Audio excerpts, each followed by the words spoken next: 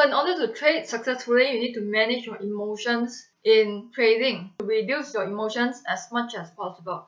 So I'm going to share with you 3 ways to reduce and manage your emotions and not let it control your trading. So the first one is to have an effective trading plan, and not only have one but also stick to it every single time. Now when you start to feel fearful or when you start to feel greedy, make sure that you go back to your trading plan and ask yourself, is this supposed to be the time that I enter? Is this a lot size that I should be entering with if I'm to follow my plan? And the second way to reduce your emotions is to not focus on the money, meaning to measure your performance the right way. Let's say you aim to earn $3,000 this month. That is very money focused, because when we are so money focused, we would let that emotion control us. If we focus on the money, it is very likely that we are going to be controlled by the emotions. So instead of thinking about, I've earned $100 for this trade, I've just earned $400 for this trade, we measure it in terms of pips or points or percentage ROI. So aim to make, let's say, 1% ROI, 2% ROI per month. Aim to make 20, 30, 40, 50 pips per trade. So in that way, you measure yourself based on points.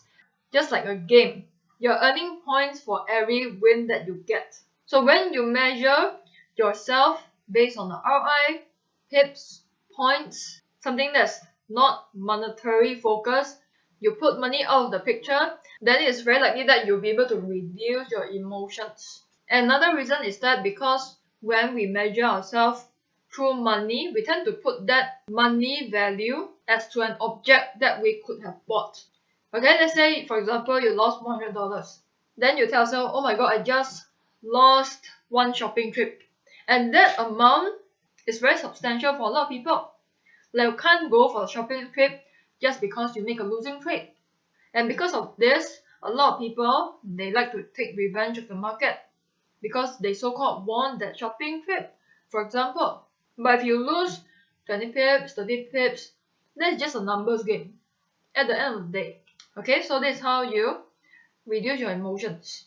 The third way to reduce your emotions is to be process-oriented rather than profit-oriented.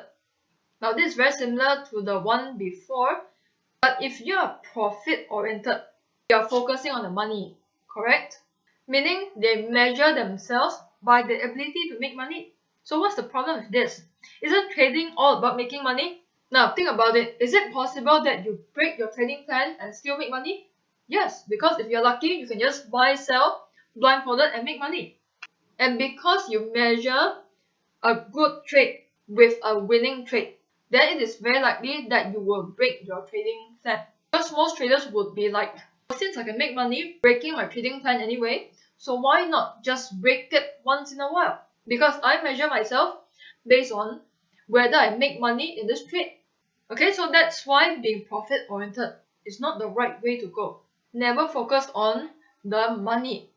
So what does it mean by process-oriented? Process-oriented traders are those traders who measure themselves based on discipline. What do I mean by that? Is it possible that you follow your trading plan and still the trade did not work out anyway? Yes. And of course, when you follow your trading plan, it's also possible that you make money. So process-oriented traders would say that as long as I follow my trading plan, regardless of whether it is a losing trade or winning trade, it is a good trade.